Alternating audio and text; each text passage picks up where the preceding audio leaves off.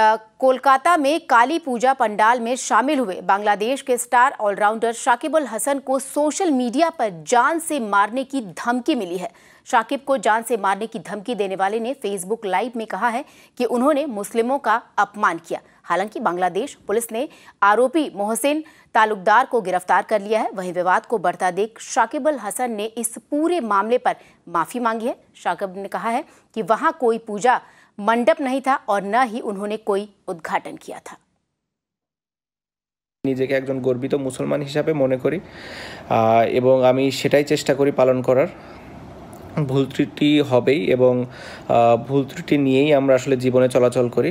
আমার কোনো ভুল হয়ে থাকলে অবশ্যই আমি আপনাদের কাছে ক্ষমা প্রার্থনা করছি এবং আপনাদের মনে কষ্ট দিয়ে থাকলে সেজন্য আমি ক্ষমা প্রার্থনা করছি।